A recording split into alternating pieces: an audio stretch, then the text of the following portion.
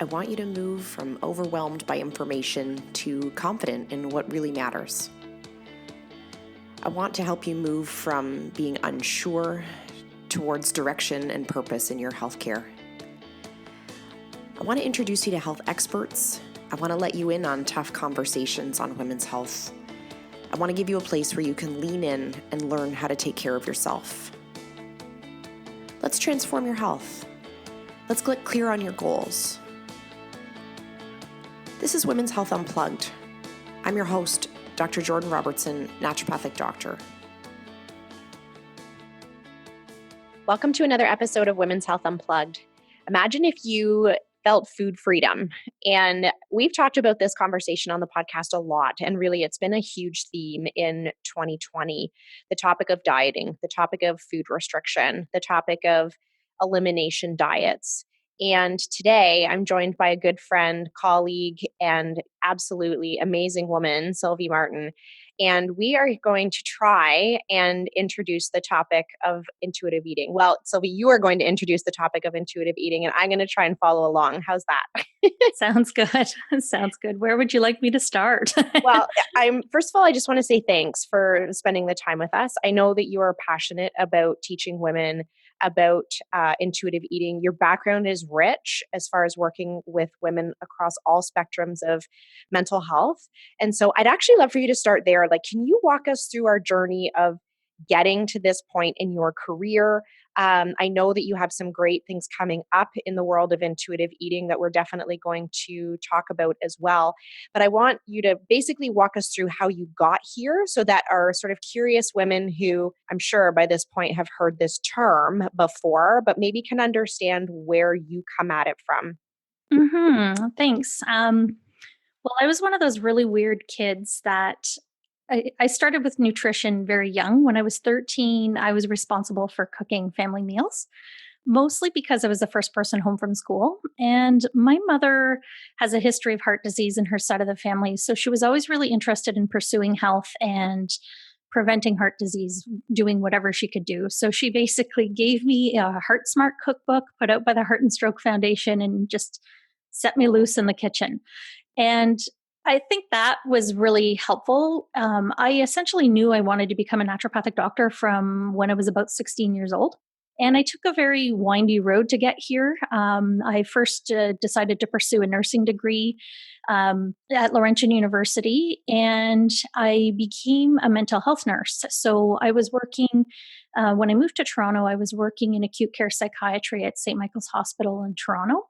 So to say that I gained an appreciation for mental health and mood and how behavior impacts health is really an understatement. It really was the foundational underpinnings of what I brought in with me to school when we trained to become a naturopathic doctor. But even before that, if I rewind just a little bit, while I was working on my nursing degree, I worked at a health food store that was owned by a pharmacist, and we used to take care of the patients who were under the care of local naturopathic doctors. And I really realized that women often didn't know very basic nutritional information. And I had this opportunity to, I don't know if it's a good opportunity or not, but watch various food and supplement trends come and go over the years. I was sent to regularly attend the Canadian Health Food Association trade shows where I would always learn what the newest supplements or health trends were to hit the market because we would expect them in the store. We would want to know, keep up with demand. People are asking for XYZ to be stocked at the store. So then again, jumping back to Toronto where I was nursing, basically, I started to realize how much more there is to mental health than just food, than just medication, than just counseling. It really does need to kind of take a really holistic view. And going through naturopathic college, I really enjoyed some of our nutrition training. We had, thankfully, a very strong instructor who is master's trained. So Phil Ruchatas was teaching the course at the time. And I really did appreciate that because I just always wanted to dig into research. And that was a big component of my nursing training as well, as we always had our head in the science and we wanted to look at the evidence. And when I started my naturopathic practice in 2009, I started working with women. Most would find me because they knew of my background somehow or they were referred to me. So I would be seeing a lot of women with anxiety and depression or women dealing with significant stress and helping them to optimize their nutritional intake. But caring for women basically also means we're caring for everything else going on in their life. So we know that women just don't come in and have unlimited time to tend to their health and cook food. So it would be something really common is that women would come to see me and they would start expressing these indicators that there was some underlying guilt and shame around their food and their food behaviors. And they come in with these preconceived notions of what they, I'm making air quotes here, should eat. They would have lists of foods that they avoided because they thought they weren't healthy or they were somehow tied to their health issues, when in reality, they usually weren't. I know, Jordan, you and I were talking a little bit earlier about digestive issues, and oftentimes a woman would come in to see me and say, well, I'm bloated, but I don't eat dairy, I don't eat gluten, maybe I shouldn't have fiber, and they'd start avoiding all these foods. And it was really concerning to me because I can't help women affect behavioral and lifestyle changes if we can't get them past the underlying emotions that are holding them back.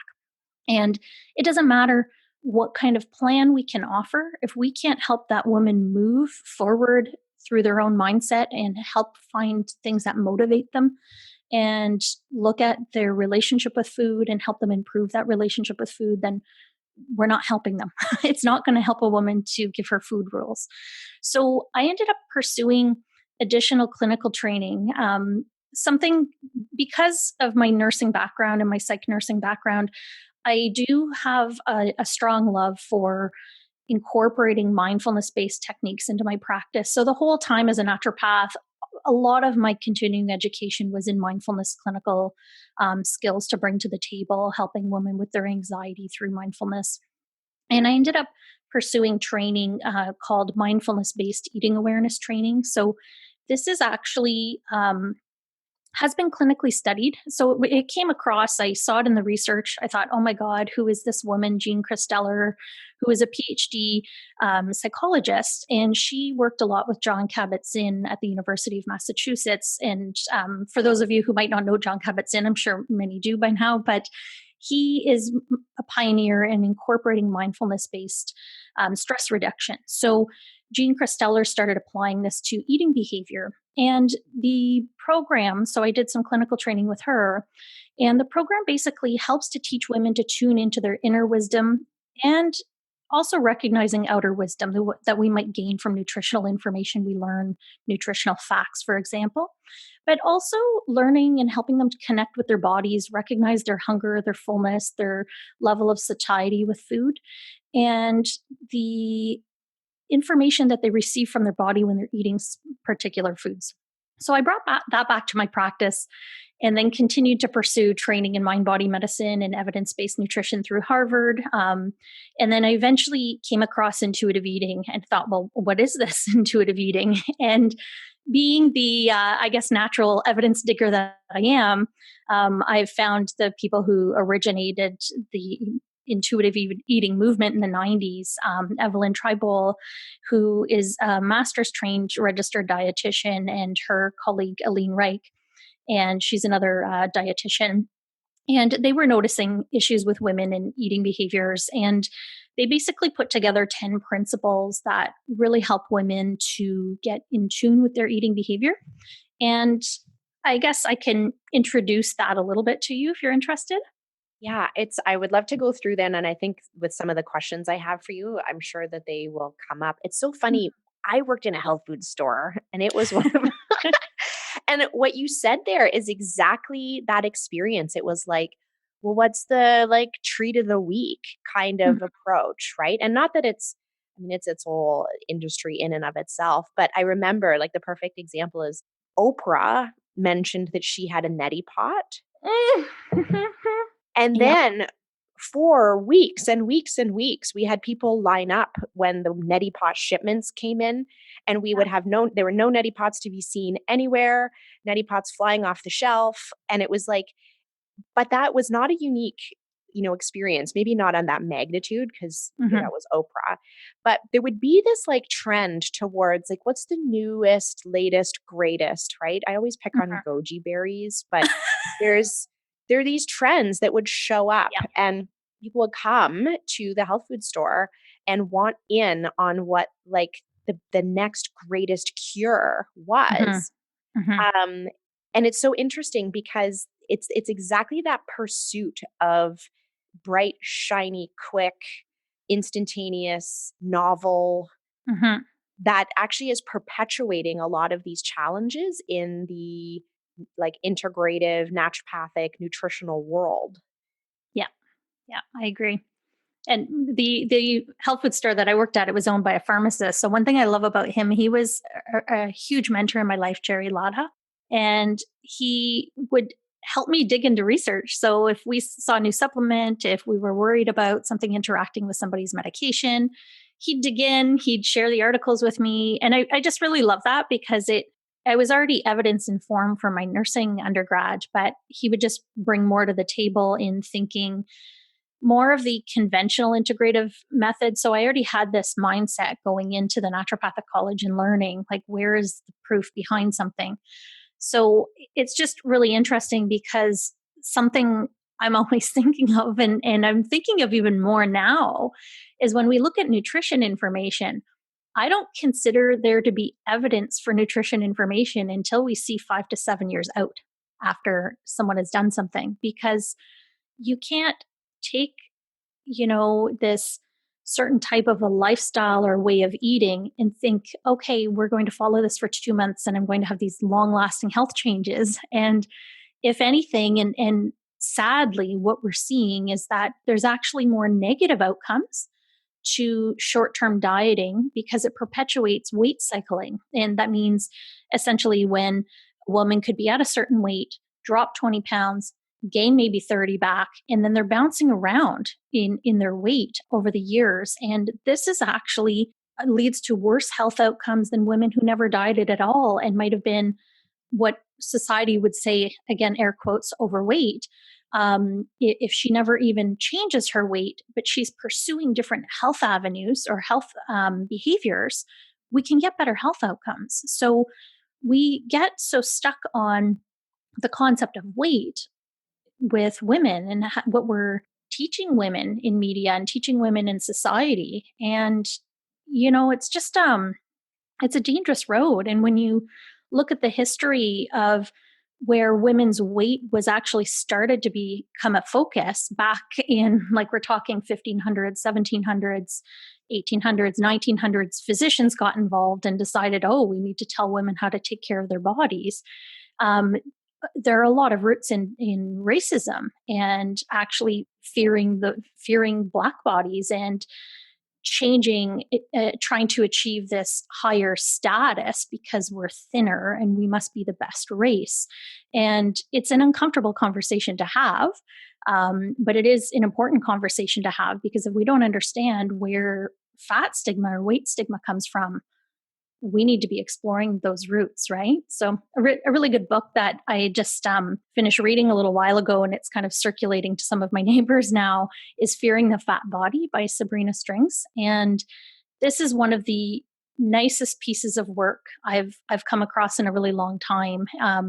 My undergrad, I minored in Buddhism and women's studies, and Strings basically, she's a PhD level researcher based in California, and it is a postdoctoral thesis, essentially, this book on the history and rhesus roots of diet culture and women's weights over the years, and looking at when did it become a health issue, when initially it was rooted in religion and racism. So it's just interesting when we look at diet culture is what is the underlying beliefs in all of it, and not just thinking it's about women, oh, I want to feel healthy in my body. Well, if we want to feel healthy in our body, we can do things. We don't have to take foods out to do that, right? My next question is there a course that you haven't taken? Uh, I'm just one of those weird people, I guess. As a kid, I was always reading. My mom would just say, like, at least go read outside. Like, I just couldn't get enough of, and here I am. So I It's I amazing. enjoy I it. love Yeah. that because it's validating, right? That like what you're saying is rooted in like so much evidence and science, which is my favorite. But I love how you start every paragraph with, and then in my double major in. That's like every time I'm listening to you or keeping up with what you're doing, it's Jordan, do you sleep or are we living in PubMed? And I'm like, I love it. What are we learning today? So I want to sort of debunk some of the challenges around just the term intuitive eating. And I think, and truthfully, I have had this bias myself, right? Because the literature on in nutrition is tough, and you kind of alluded to that. We either run a really strict controlled study for 10 days, right, which is called like a metabolic ward study, where we trap women in a hospital, feed them all their food, don't let them move, control exactly how much fluorescent light they're exposed to and how much oxygen they breathe for 10 days, and then we try and extrapolate that to the real world, which is barely ever true. Or it's observational, right? Where we watch women roaming in the wild and we try and make decisions about nutrition based on what we see them doing and their health outcomes, which is also has its challenges. But when I Mhm. first started hearing about intuitive eating, and this probably stems from my own issues, is I was like, if I ate intuitively, I would stick my head in a cookie jar and never come Mhm. out. And Mhm. so I think there's this, fear or a bit of resistance around even accepting that term because we've lost that trust in ourselves that we know what to do or that we would stop ourselves if there were no rules. Can we just talk about that a little bit? Mhm. And you bring up something really important because intuitive eating it's not unlimited eating, right? Um it's not about restraint either, but it really is about teaching women to trust their bodies and trust that their body really does know what you need. And I'm not saying, "Oh, I'm craving chocolate. Maybe there's something in the chocolate. It must be the magnesium." Like, no, no, it's not. We're not craving the magnesium when we crave chocolate. We want some sugar, and I want that fat. I want that nice fat, that aftertaste you get from chocolate, everything about it. It has nothing to do with chocolate has traces of magnesium or it's an antioxidant like people think, right? Not that it's not, but most of the time when we're craving something, it depends on what's been going on with that woman. So if you haven't slept in a couple of days or just even a couple of nights of being sleep deprived, the next couple of days are not going to be, you might not be able to trust your intuition because, again, that inner hunger drive is coming out to keep you fueled, to keep you going. Your body thinks there's a bear stalking you in the woods. We need to be eating. So, to say that women's relationship with food is complex, it's really an understatement.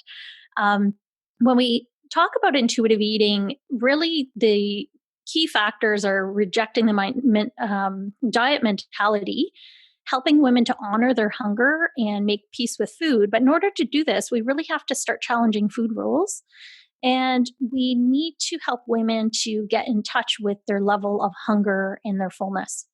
And what women have been learning over the years, which is a great disservice to women everywhere, is learning not to eat when they're hungry. Oh, go on a diet and eat 1,200 calories a day, which is basically the nutritional intake for a toddler, and somehow go to work and manage your family and manage all the things you need to do in a typical day.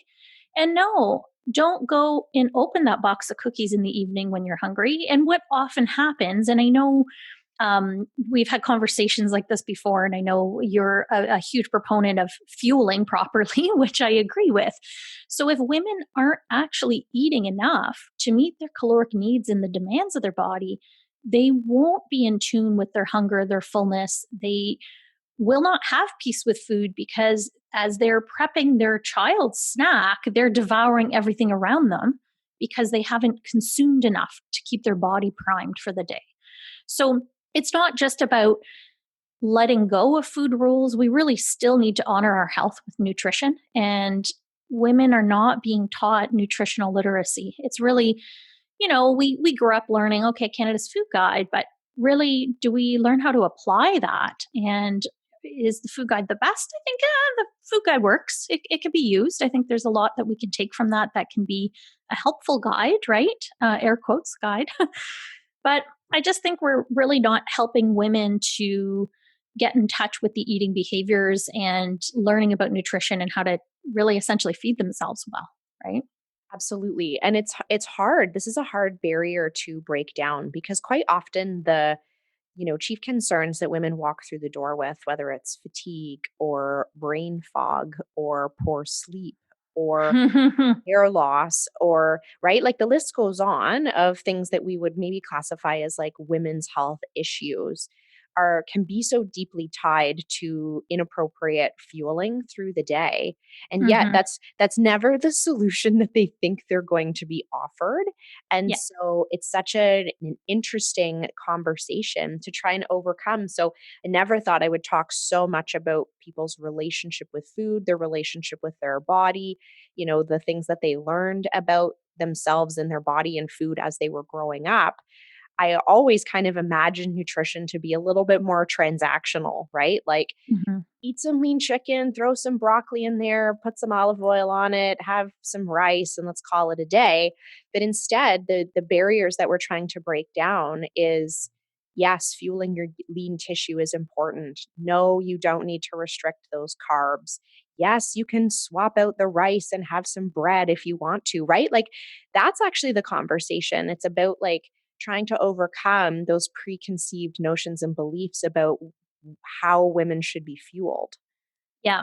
And women come to the table with a lot of food rules. Like it's really not uncommon that women would come in to see me and the first thing they do is I would ask them like, what are you eating? And they'd be again expressing this guilt, expressing the shame, or thinking, you know, I'm just not focusing as well during the day, and I'm not doing as well, or my mood is really irritable. And it's like, yeah, my mood would be irritable too if I didn't eat much for lunch that day. And oftentimes women are skipping breakfast, or they might be, you know, your kind of typical tea and toast breakfast that's really not going to sustain energy requirements for the day. And maybe they think they're doing well. I had a salad at lunch with a little bit of chicken in it, but it's like really not enough to sustain their needs. So by the afternoon, yeah, that mood is going to be all over the place. Focus and concentration are going to be all over the place, and they're frankly not going to be feeling good because nobody's ever taught them really to plan for the day adequately. And we have, so much working against women when we look on social media, we look in magazines, is diet culture is pervasive. It is everywhere. And even, from people promoting the latest, again, air quotes, detox or cleanse, or don't eat this food, eat cleaner than that. And as soon as we start to look at food as good or bad, we've done a disservice to women. Food is food. We need fuel. And yes, sometimes you might have something from a fast food restaurant to cope through the day. And I'd rather you eat than not eat. And maybe let's look at planning what happens when you get to that point when you're hangry and get out of my way. I'm going to the drive through. Fair game at that point. But let's maybe look back and, helping women to explore their nutritional intake and their food intake with compassion and to critically examine it without putting blame or food labels on any of the choices that they're making, but helping them to understand, how is this feeling? How do you feel at the end of this typical type of a day when you're eating like this? Well, what do you think could happen if we perhaps bring a bit more protein into breakfast, bring a bit of healthy fat into breakfast? And then all of a sudden the balance starts to come back to the picture. It's amazing to me when I meet women for the first time and I say, well, tell me a little bit about your nutrition. Um, they often, we call it like interviewer bias, where you say the things that the person who's Mhm. interviewing, you think that they want to hear, right? And people say, well, I don't eat this and I don't eat that and I don't eat this and I'm trying to do that. And they're listing off all of these foods that they think that I think are terrible, Mhm. um, or the opposite, right? And they have so much guilt over the fact that they haven't eliminated anything out of their diet, right? Like, but Mhm. that's the goal. The goal is for your diet to be at like the shortest number of food items possible because you've eliminated all the other terrible, toxic, horrible foods. Women will say, oh, I eat all the gluten or I eat all the dairy, or I know you're probably going to hate this, but I have a Diet Coke every once in a while. Um, and that is damaging because it means that they think everybody who's in that sort of power position around nutrition, that that's what we want for them, Hmm. right? So Hmm. even like think about all the women who aren't reaching out, who are still striving for those goals, imagining that that's what I would want them to say, Yeah. right? And there's these things in diet culture, like certain foods being demonized, and again, that's really about what is the next fad? What is somebody selling? What kind of pre-built program are they putting every woman who comes through the door on? And that's the sort of thing that really scares me because nothing we do, unless we're putting women in a lab, locking them in a hospital, like you mentioned, and literally having them eating what we've prepared, we can't ever expect women to follow a plan. We need to teach them so they can care for themselves and empower them to make those choices and trust themselves when they're making them, and trusting themselves to get to know, their fullness level, when they're satisfied with food, even trusting their emotional reactions around food, and not feeling bad if we're using food as a way of coping with something emotionally. Like you look at the current pandemic situation, people are turning to food as comfort. We can't get out and get into those social circumstances like we used to do in some places, depending on where you're at. I'm coming from Toronto. We're still in a lockdown here. But I just think to start to demonize a food, then people are turning to that food and feeling guilty about consuming it. It's not helping anybody. And you mentioned, people thinking that when women come in to see a naturopath, they think, "Oh, I don't eat dairy or I'm not eating gluten," and they're bad. They're so-called, again, air quotes, bad. There's really not any bad food. And when you even think about some cultures that have I think of Sardinia in Italy, this island in Italy that has one of the highest rates of centenarians, people living over the age of 100. And do you think they're avoiding gluten and dairy? No, they're actually really healthy parts of their nutritional intake.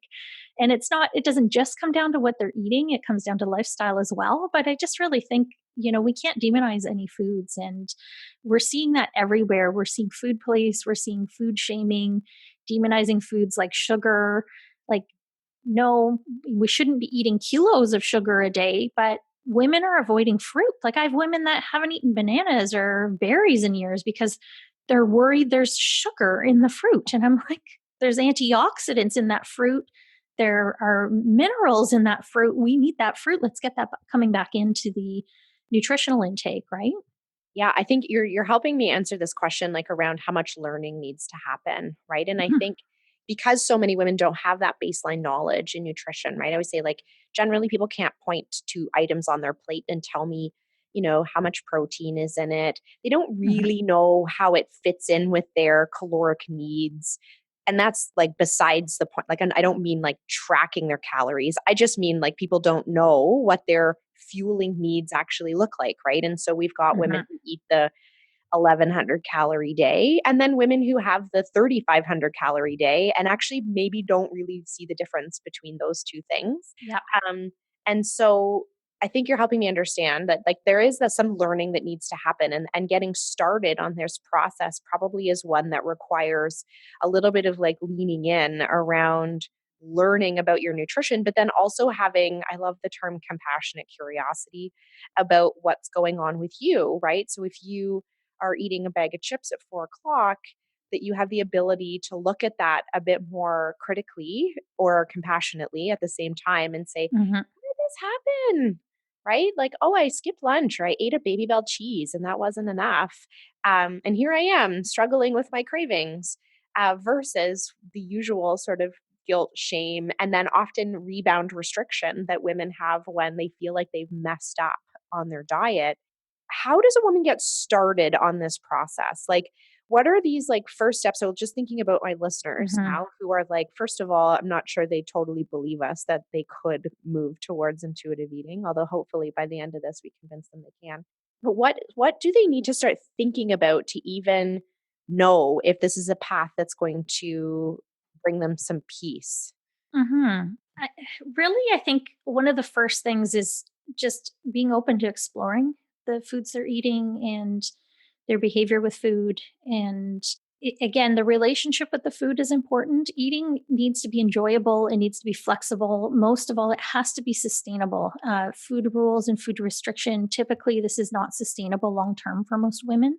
And again, if we push these food rules on women, eventually women will not follow one of the rules. Then they feel like a failure. They might feel like it will stop them from pursuing any kind of health behavioral changes. So, a typical thing that I know both of us likely see in our practice quite a bit is women hopping on the diet bandwagon, and then they feel like, I don't have enough willpower. I just, I'm having all these cravings. My willpower is an issue. And they start to feel like they're the problem when they're not the problem. The eating the amount a toddler needs in a day is the problem.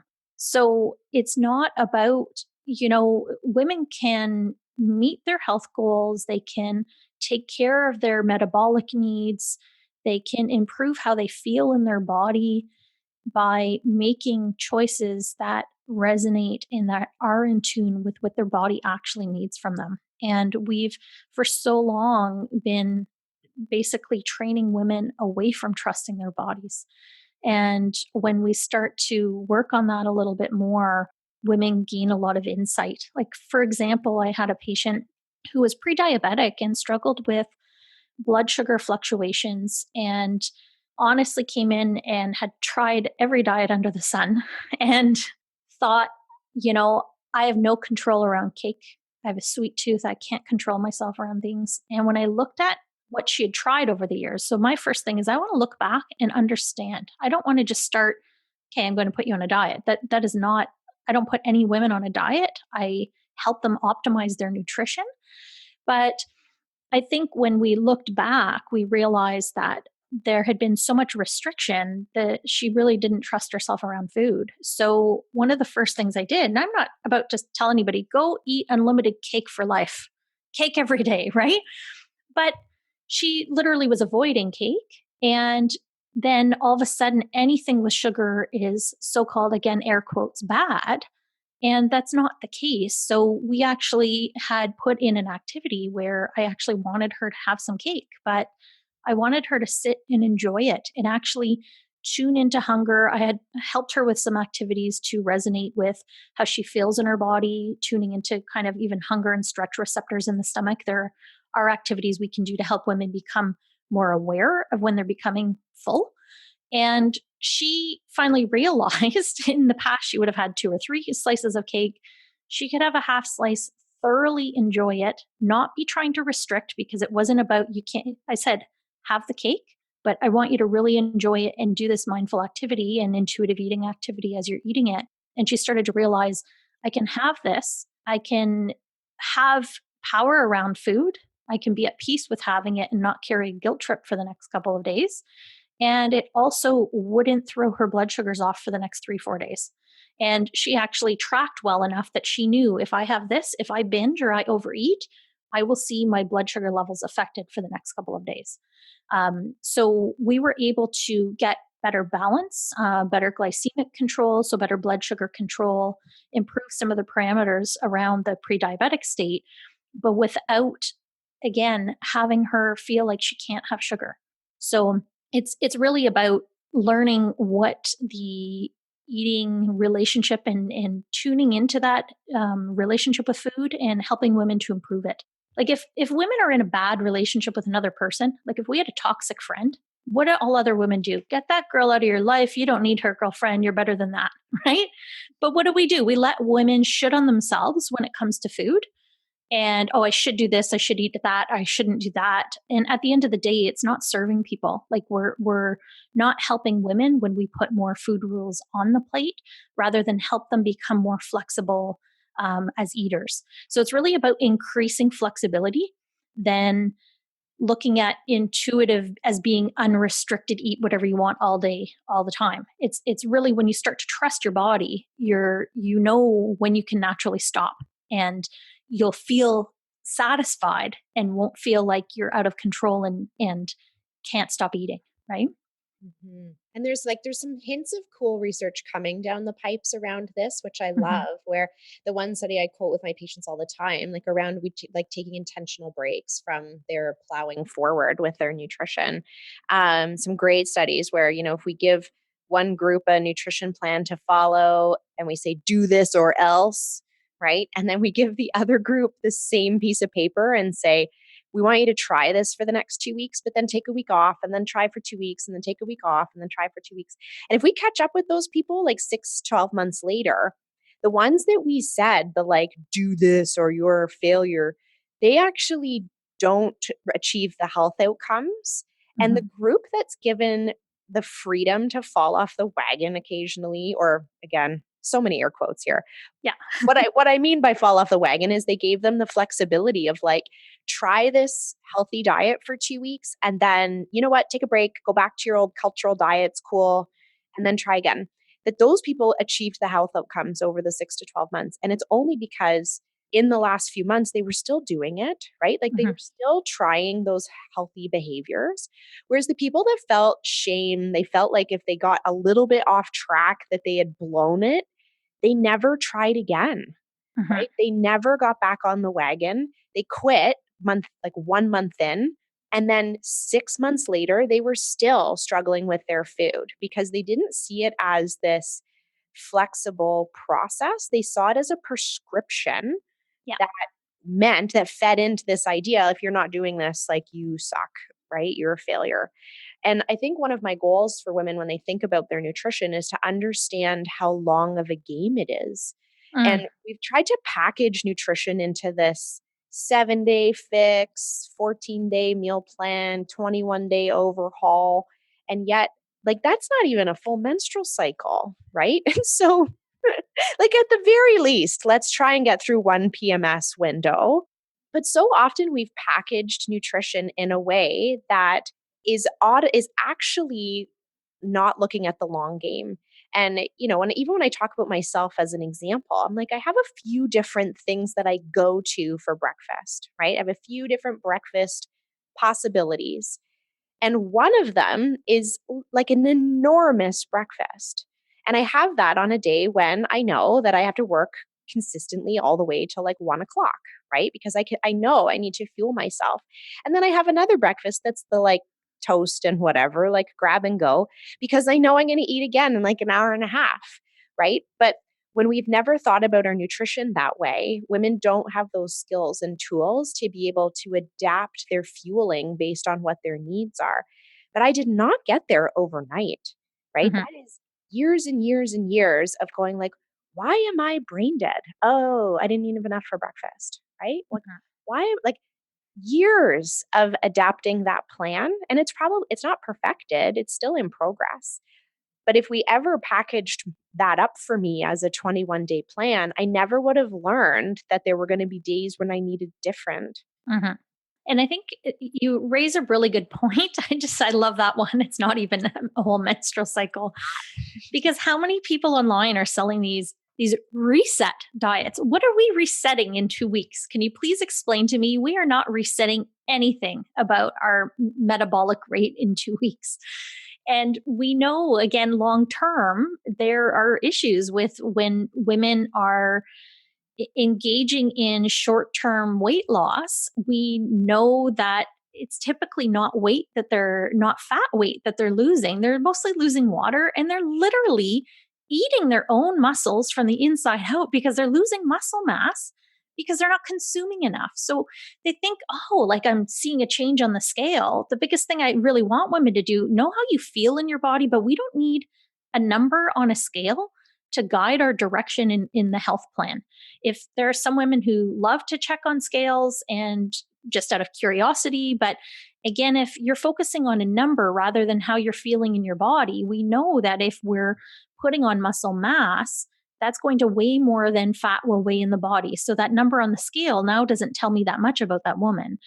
But when we're starving the body or when we're restricting caloric intake shorter term, it basically tells the body we're in a famine right now. Do whatever you can to hang on to this. Metabolic rate will actually slow. So these metabolic resets of low calorie diets are not Metabolic destruction. Yeah, exactly.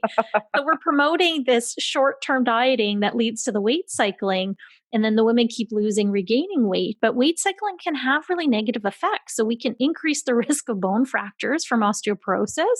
It can increase gallstone risk as we're, trimming off all this extra muscle loss, and the body's trying to process, and the liver and gallbladder have to deal with it. It can lead to muscle mass. It can negatively affect blood pressure. And they actually studied effects of weight cycling in nurses. And stop me if I've said this already. Nope, you haven't. Okay. And they found that, and I love when they research nurses because women are out in the wild. They're still doing their thing. They're juggling careers, families, night shifts all over the place and caring for others in their day job. And they found that nurses who had a history of weight cycling actually gained more weight over time and engaged in more binge eating behavior issues than women who didn't experience any weight cycling at all. So women who didn't hop off and on that diet bandwagon. So it's really, when we're looking at what can women be doing, is asking yourself, when you're working with somebody, or if you're not working with somebody, start working with somebody who has a good handle on the research when it comes to weight and metabolism and eating behavior, and what we're doing longer term, or even just short to mediate term, if that's what we need to be looking at. Because, working with these health influencers online who might not really have a clinical background, they don't know how to read a journal study. What is happening? What are we doing? We're actually creating harm. So, and this idea of healthism is taking over. Like, it's we don't have the grapefruit diet around as much, but healthism and diet culture is really sneaky. It's being promoted as the next detox or cleanse, and diet culture is here to stay. And frankly, women are the prey. Like, we need to protect women from people pushing harmful health messages to them in the name of health, under this guise of health. And I'm the first one to say, and I think, yeah, maybe I'm biased, but I'm a nurse, I'm a naturopath, I am in tune with intuitive eating, and I understand the concepts well. I value research, and I can't buy into probably 90% of the stuff I see floating around on the internet. And it really scares me, because who is helping to filter this information for women when we can't be there to help them all the time, right? Mm-hmm. So a big thing is, just hoping that we can connect women with resources where they can learn more, and they can start to advocate for themselves and have informed discussions with their clinicians, because there are a lot of people who can sound very sciencey when really, there's no short-term effect to change your metabolic rate. It's not going to happen in a week or two. And frankly, anybody promising that, in my opinion, shouldn't have a healthcare license. But that's my own bias, I guess, in this. No, I'll stand with you on that one. I think that's important. And I think too, like, it was funny as you were talking earlier, I was thinking, when women feel that shame or they struggle to follow the plan, whatever the plan is, they cancel their appointments, Mm-hmm. right? Because they're used to their health being so black and white. They're used to, it's like, well, if I only followed 9 out of the 10 rules, like, I'm not like an optimal person. I don't know if that's like, I'm sure there's some good girl behavior and perfectionism all intertwined in there. But if you're feeling that way about what you're working on with your practitioner, I feel like that's a big red flag, right? Where I probably overkill on the other end, where I'm like, let's try and have more protein at breakfast. But if you can't, it's okay. Don't beat yourself up. We'll talk about it next time. Exactly. Well, there's something. Yeah. So much hinges on women being able to execute anything. They Mm-hmm. need to feel safe at home. They need to have access to the food that they need in order to do that thing that you've asked them to do. They need to have the skills to prepare it. They need to have the time to clean it all up, right? Like, when we're asking women to do those things, we're actually asking for her to have an immense amount of infrastructure and support. Mm-hmm. And Mm-hmm. if we're not having that conversation about the practicality of what we're asking her to do, or if we're not willing to be there to just support her until she gets to a place where she is ready to make positive nutrition changes, like, that's what good nutrition coaching looks like. You actually mentioned a few things that really resonate with me. So, I work with a registered dietitian who, as a privilege, so her name's Casey Cook, and she's worked at University of Rochester Medical Center for I think about 11 plus years. And she has worked with some of the researching developers around motivational theory and self determination theory. And Casey has had the ability to apply this to practice. So we met doing the MBE training, the mindfulness based eating awareness training. And we clicked right away. It was almost like we're kids at summer camp and we met and we're friends forever. And we're literally putting a program together. But something Casey's been teaching me is about motivational theory. And, I learned as a nurse change theory and stages of change and readiness and assessing a woman's whole systems and their environment through family assessment models. But it never occurred to me when you look at motivational theory, relatedness is a really big part of this. And it's not just relating to their environment and their family. Sometimes it's relating to their clinician or their health practitioner that they're working with. And it's so important for us to normalize the experience of what women are going through. And when we ask women or give them a challenge, we can challenge them sometimes not enough, sometimes a bit too much. And it's so important to be checking in with where are they at? How's this being rolled out? And just highlighting, you might not be able to do half of what's on this list. Let's see what you get to. But we're not putting anything else on the plate of shoulds, right? I want You're that not going to stuff. get a grade at the end. Exactly. And, giving them that normalcy that life happens. Like people are living in pandemic life now. Like life is a lot different for women. And I'm never going to tell a woman, you need to spend an hour cooking in the kitchen every night. Like, I don't even want to do that every night. And women get these ideas that, I don't eat frozen foods because frozen foods are good. I'm like, batch cook that brown rice, baby. Put that in the freezer in some Ziploc bags and you're good to go, right? Like, make things easier. If you're prepping something once, double it up so you have it available if you need it. Frozen vegetables, if you need them, are better than no vegetables. And not having guilt if we need to take these shortcuts. And I think a lot of women get so hung up on, I need to, bake my bread from scratch and do everything they think they should be doing. But we don't live in the reality of maybe 100 years ago when we were just in the house and literally bake the bread and watch the kids and cooked all day. We're not in that reality now. And I just really think that relatedness is part of it, is how we're relating to patients as clinicians and women as clinicians, and giving them those opportunities to know that, life will throw you for a loop sometimes. Sometimes you think you have a plan and it's going to get derailed, or maybe you're renovating and something's happening and you don't have a kitchen for 2 months. We're going to work with that, right? Like it has to work for their life. And anything we do, it needs to be sustainable. It needs to be enjoyable. If they don't enjoy it, it's time to start thinking about, is this the plan for you? Because if you don't enjoy it, I had a woman once tell me, well, I don't like kale. Good. And then I know I'm never going to recommend anything with kale to you. Let's just take it off the menu. If it's not your thing, it's not your thing, right? It has to be enjoyable. We can't be doing things we think for these health reasons, right? Without it being something that we actually look forward to and enjoy. So. Mm-hmm. I love this conversation, Sylvia. And this is a theme that's come up kind of again and again on the podcast over the last year, but I haven't and it's been more of like a side conversation. So when we talked about thyroid health, there was a side conversation about fueling. We talked about muscle mass, a side conversation about fueling. We haven't dived into the whole concept of intuitive eating on its own yet. I think I would love if you could just summarize, one of the things you and I said kind of off camera, which I think is such a great tagline for intuitive eating, is that it's not anti-nutrition. Mm-hmm, And I mm-hmm. think, again, back to my head in a cookie jar example, I think when women think they're either going to be on a path towards good nutrition or they can choose intuitive eating. And that's not actually what we're saying. So can you Yeah. summarize that for us and just as we come to kind of to a close? Yeah, I think we can definitely do both. So it really is not one or the other.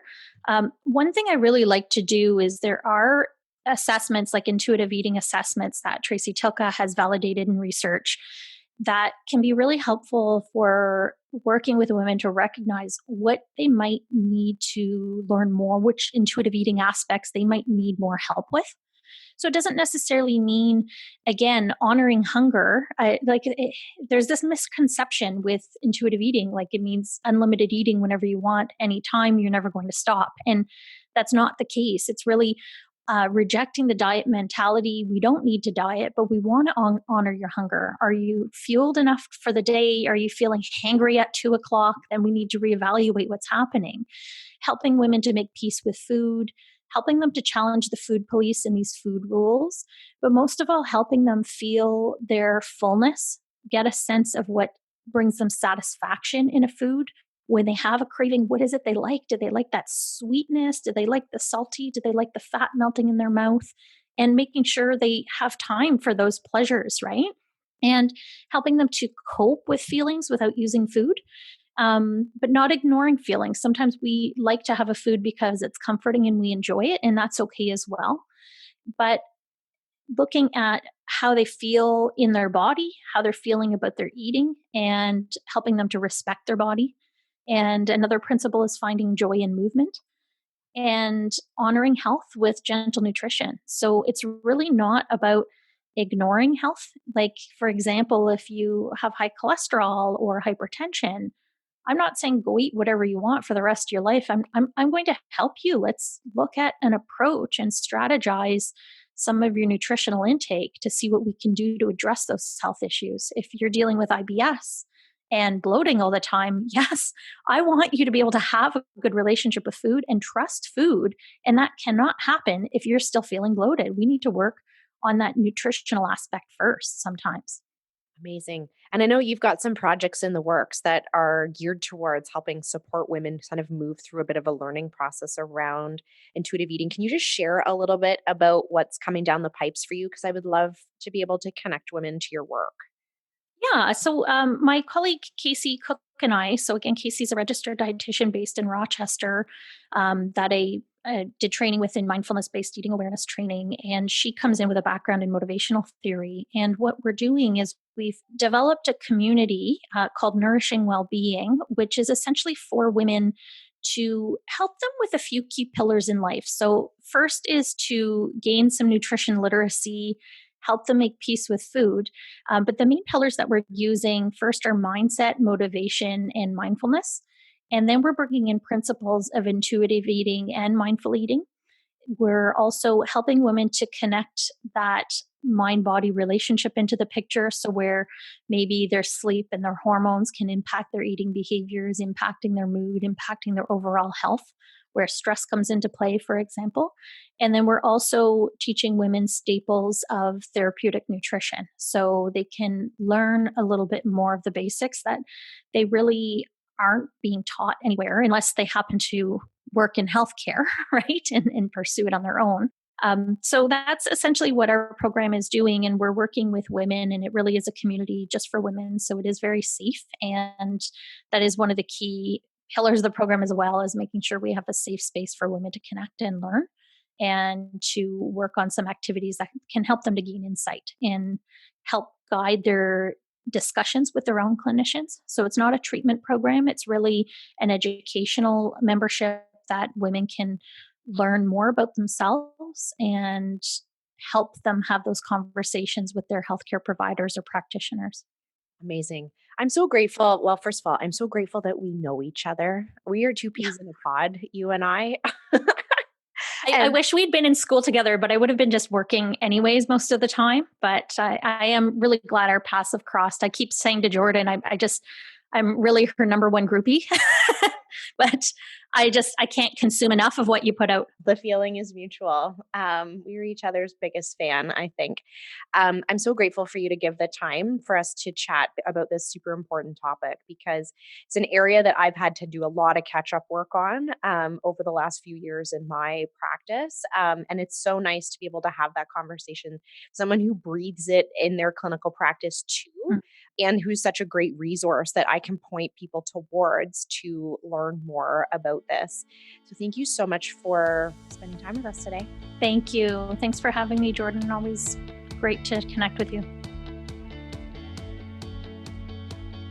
I hope you enjoyed that episode of Women's Health Unplugged. It's my absolute passion to bring women quality and science-informed information about their health so that they can make empowered, good decisions about their health care. I'd like to invite you to join me in my Facebook community, Women's Health Unplugged. There we share live videos, blog posts, and behind-the-scenes information about the podcast, where you can connect with me and other women who are interested in their health care. You can find us at facebook.com/groups/WH Unplugged. We'll see you there.